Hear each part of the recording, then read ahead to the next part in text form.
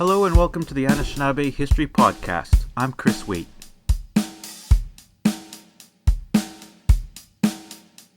Today we're going back to the year 1908 to see some of the things that happened in that year.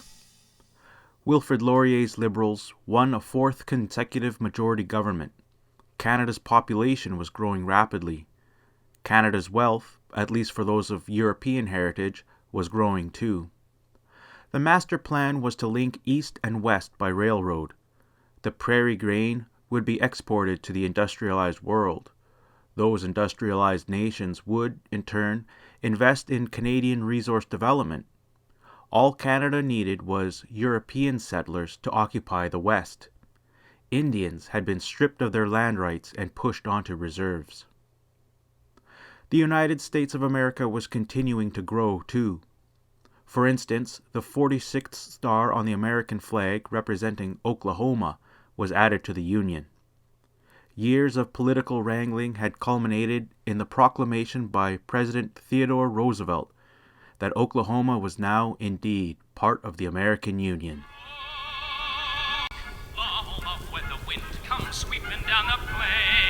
That's all very interesting, but what happened to the people, the so-called Indians who had already been living there? To more deeply understand these people and events, we have to go back to the 1500s, when the Spanish were invading the New World, and learn about the 5 civilized tribes. Prior to European arrival, much of what is now Oklahoma was inhabited by the Mississippian culture. What was the Mississippian culture? As you might guess from the name, the Mississippian culture existed along the Mississippi River. To be more accurate, however, the Mississippian culture was not just one culture, it was many cultures that lived similarly. For instance, people of the Mississippian culture built enormous earth mounds. The mounds required many people to build them, and indeed many people lived in that area. As an example, let's look at Cahokia. Cahokia was a small city of farmers near what is now St. Louis, Missouri. Cahokia is basically across the river from St. Louis, Missouri. To be more accurate, St. Louis likely built up across the river from Cahokia, especially after the creation of the Indian Removal Act. Some estimates are that Cahokia housed 15,000 people. They were farmers, agriculturalists, terraformers. The people had lots of food. They were compelled to build the mounds because of their religious beliefs. For many thousands of years before European contact, there were people living in the geographic region now called Oklahoma. Indeed, there were many different cultures on the continent before contact. There are differing estimates about how many native people lived on Turtle Island before Christopher Columbus showed up. Low estimates are around 10 million. High estimates run as high as over 100 million human inhabitants across the Americas at the time of first European contact. Disease and warfare has killed millions of humans across Turtle Island since the beginning of European colonization.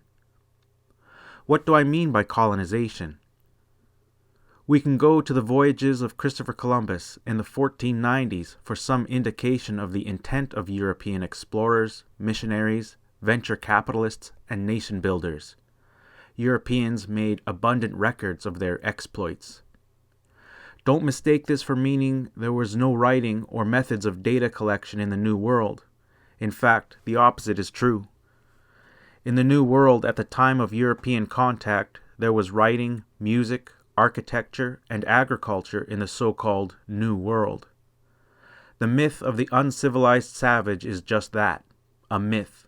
It's a stereotype created and perpetuated by colonists' minds that want to take resources from other people and then justify the theft. The justification is twofold. 1.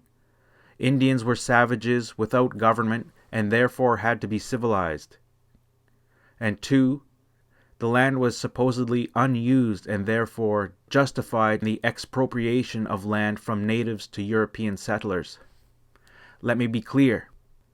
Natives were not savages, and the land was not unused. Therefore, Canada and America are built upon stolen land. In 1908, a woman named Agnes Deans Cameron traveled north to the Arctic Circle and lived to tell the tale. Not only that, but she wrote a book about the journey and achieved some fame. The book has been digitized and is available on archive.org.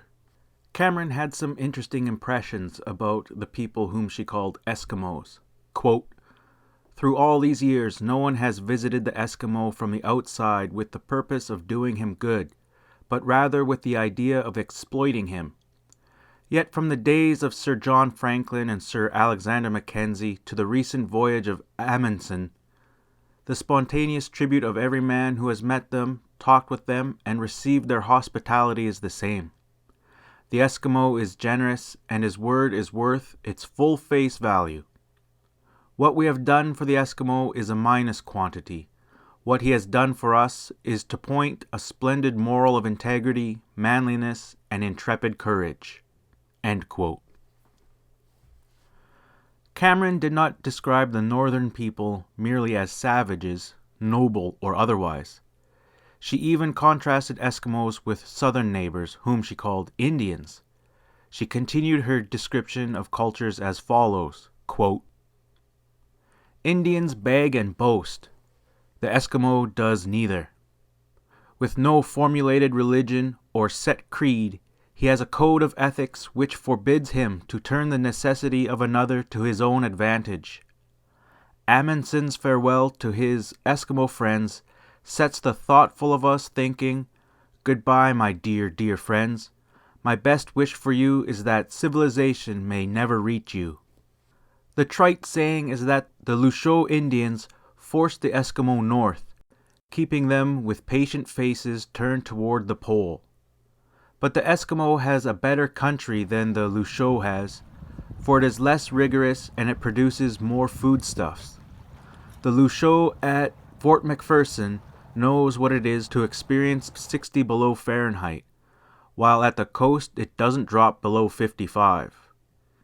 The Eskimo has 2 fields in which to hunt food, the land and the sea, with fish the great staple, and both fresh and saltwater fish are his, that in the mouth of the great rivers being better than what the Lucho gets higher up."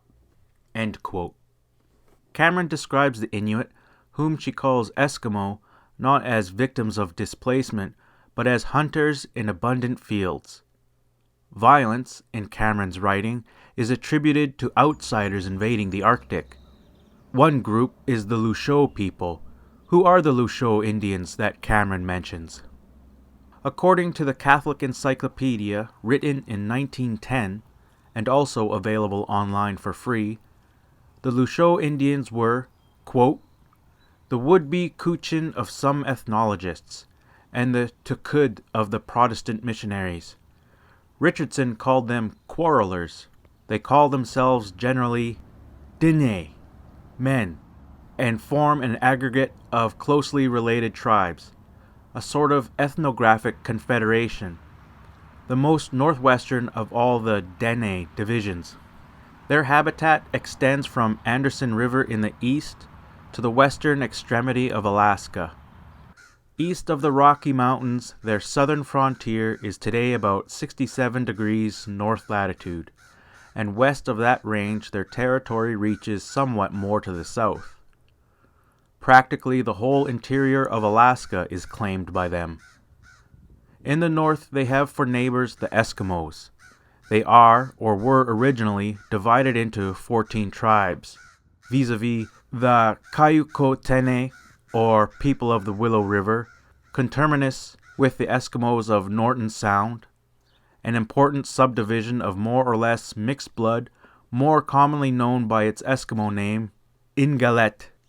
The Koyukuk-Otene, or Koyukons, farther up the great Alaskan stream and along the Koyukuk River, the Unakotene, still higher up on the left bank of the Yukon, as far as the Tanana River, the Tanana along the river called after them, the Kootka-Kootkin at the confluence of the Porcupine, the Jean du Large, or Natki-Kootkin, from the Porcupine to the Romanoff Mountains, the Voan-Kootkin, or people of the lake, the Tsakekutkin, or cross-eyed ones, being the particular tribe between the headwaters of the Porcupine and Fort McPherson, which give rise to the French name of Lucho, now applied to all those related Arctic aborigines. The Han-Kutkin, or river people, above the Kotlo River, on both banks of the Yukon. The Utsonik-Kutkin, or Crow people, from the sources of the Porcupine and the Peel to those of the Liard. The Tehanin-Kutkin, from the upper branches of the Yukon almost to the Pacific coast. The Thetlet-Kutkin on Peel River. The Nakatko-Onjik-Kutkin, or people of the Mackenzie, and the Kwitka-Kutkin, who inhabit the dreary steppes bordering on the Arctic Ocean, barring a strip of land along the coast between the Mackenzie and the Anderson Rivers. The descendants Kutkin in all these tribal names means inhabitants of, as well as Tene in other Dene denominations, and not men, as American ethnologists have freely stated. End quote. The article continues, but it's long, so I'm going to break it down into understandable chunks. The linguistic and geographic descriptions are interesting. Are there connections to distant and ancient cultures that we might find surprising? I think so. The Catholic Encyclopedia article continues as follows, quote, "The total population of the Lucho tribes is today about 5,500 souls. They are, as a rule, superior physically and mentally to the majority of the northern Denes. Tall and of a rather pleasing appearance, they are more manly than their southern neighbors. Owing to the large extent of their habitat, their manners and customs cannot be represented as uniform. East and west of the Rocky Mountains, they were originally remarkable for their fine beaded and befringed leather costume, the most conspicuous part of which was a coat with peaked appendage in front and behind. Their footgear was made of one piece with the leggings, the counterpart among most American aborigines of the white man's trousers. During the winter they lived in semi-spherical skin lodges, not unlike those of the Tuskies of the eastern Asiatic coast, and in summer they replaced these by shelters usually made of coniferous boughs, generally erected in pairs of face-to-face dwellings so that a single fire on the outside served for both. Their tribal organization varies according to their environment. While east of the Rocky Mountains they have preserved the original patriarchy of the Denes in all its primitive simplicity, some of the western tribes have adopted a sort of matriarchy with chiefs, clans, totems, and other consequent institutions. Their religion originally consisted in the shamanism common to all the northern Denes, and their traditions clearly point to the west, that is, Asia, as the region whence they migrated. Their wars were, as usual, series of ambuscades and massacres, of which the Eskimos were often the victims. Several of these are on record, as for instance the treacherous slaying of 5 or 6 Eskimos on the lower Mackenzie in the spring of 1850, and in October of the same year the murder by the Koyukons of Lieutenant Barnard with his body servant, and then the destruction by fire and arrows of an almost entire village of the Lucho Indians on the Yukon. Early the following spring, the same party likewise encompassed the death of the Russian commander with one of his men, whereby we see that the assertion of Father Petitot, that the Lucho never imbued their hands in the blood of Europeans, is unreliable. End quote. What I find interesting in these couple of paragraphs is how it seamlessly flows from a description of clothing and shelters into a slightly veiled warning about the potential for violence against Europeans by Indians. Yes, individual humans on Turtle Island killed each other, but does that justify the prolonged intergenerational effort of non-indigenous religions and governments stealing land and resources and selling them to foreign companies while letting the indigenous people suffer for it? I think not. Anyways, The entry in the Catholic Encyclopedia reveals more information. Quote, "The Lucho are of all the northern Dene tribes that which has been the least influenced by Catholicism. The Catholic missionaries had secured a firm footing among their neighboring congeners when the Protestant preachers reached the Mackenzie and directed their steps toward the Lucho, especially those whose habitat lay west of the Rocky Mountains, who had not as yet been visited. There being no priests to oppose them, they practically had the field to themselves. East of that range, the Oblate Fathers Seguin and Petito, hailing from the missions of Good Hope and Fort McPherson, long devoted themselves to the salvation of the Lucho, not without success. But the fanaticism of those who had embraced Protestantism eventually resulted in the Catholic Lucho having to leave Fort McPherson, where the priest's house was burnt down by their Protestant compatriots, for the environs of the Arctic Red River, where a Catholic mission was built for Lucho and Eskimos. An Episcopalian clergyman, Reverend W. W. Kirkby, had already crossed the Rockies to proselytize among the western Lucho. In 1862 and 1870 respectively, Fathers Seguin and Petito followed him thither, going as far as Fort Yukon, but without any appreciable results, owing to the calumnies disseminated by the minister who had preceded them in every village. 2 years later, Bishop Clutt, OMI, accompanied by Father LeCoeur, walked in their footsteps and reached the Pacific, meeting along the Yukon with some slight success. Father LeCoeur even remained on that stream until 1874, when he learned that Alaska had been entrusted to the Bishop of Vancouver Island.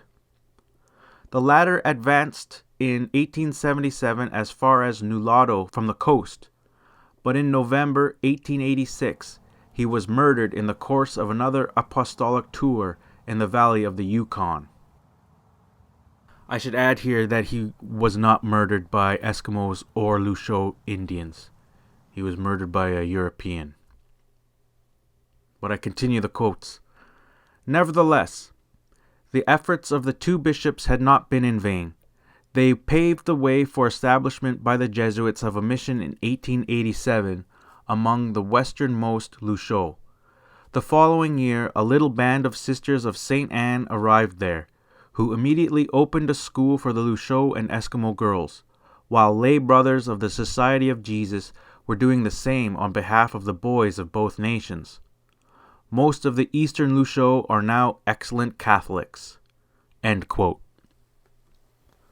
That's a lot of information to unpack from the Catholic Encyclopedia, and some of it contrasts with Cameron's descriptions of the people of the Arctic. It should be noted, perhaps, that propaganda is a Catholic invention. One thing to pay attention to is the religious bias towards Catholicism, which is not surprising seeing as it's from a Catholic encyclopedia written in 1910. It is Christian proselytizing in its various forms to non-European people. Missionaries helped bring civilization to indigenous people.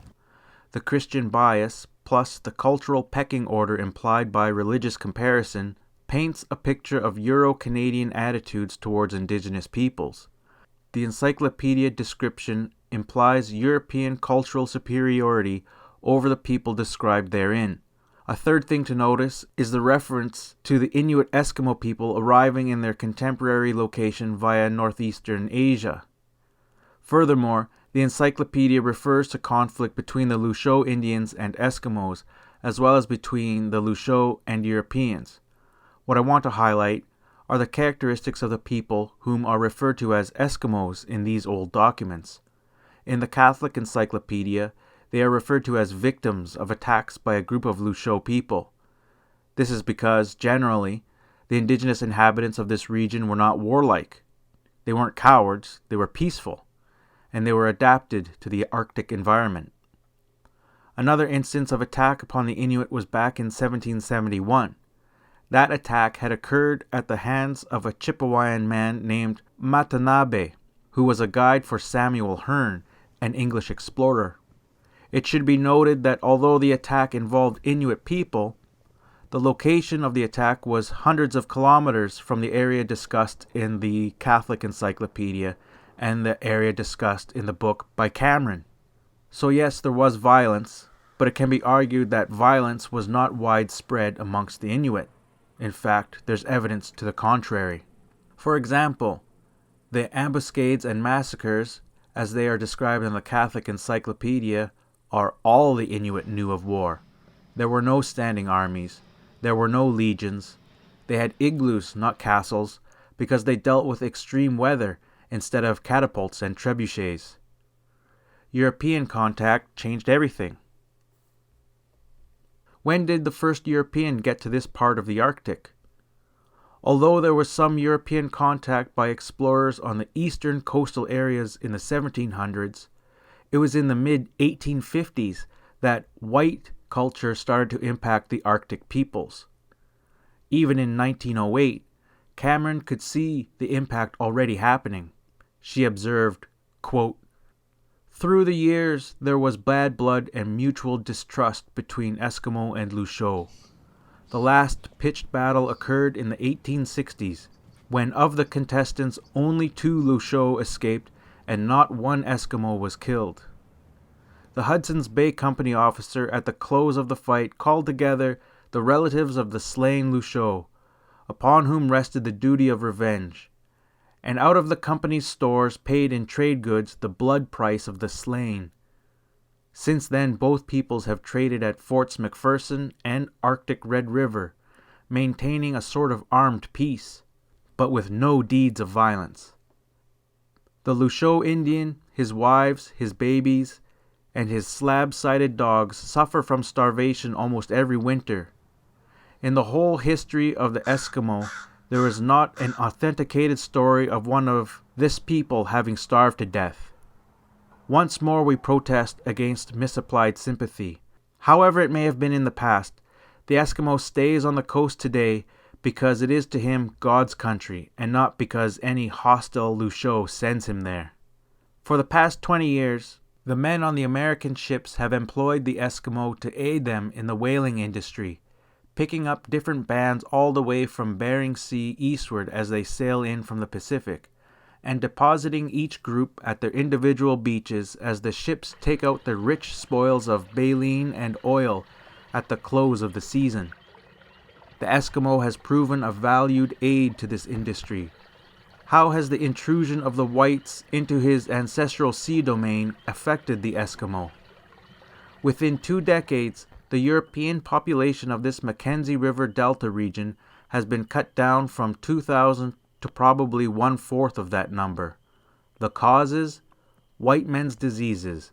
Scarlet fever, consumption, measles, syphilis must account for most of the startling decrease. Scarlatina has killed many, consumption some, though consumption is not nearly so fatal with the Eskimo as with the Indian. Measles perhaps more than all. Measles among the Eskimo is more fatal than the bubonic plague among Europeans. What other changes is the yearly presence of American whalers among them making in Eskimo evolution? Who shall say? It is so easy to be dogmatic, so hard to be just. This intrusion of the whites has changed the whole horizon here. We can scarcely call it the coming of civilization, but call it rather the coming of commerce." End quote. That was in 1908 that Cameron wrote that. There have certainly been many changes to that area and to the Inuit way of life in the Arctic over the last 100 years or so. For instance, I wonder if Cameron or the Inuit of 100 years ago could have predicted the melting of the polar ice caps due to anthropogenic climate change. Could she have predicted 2 future world wars and the invention of computers? Did she know about Cahokia? That's all for today's episode. Stay tuned for more episodes in the future. I'm Chris Waite, and this has been the Anishnaabe History Podcast.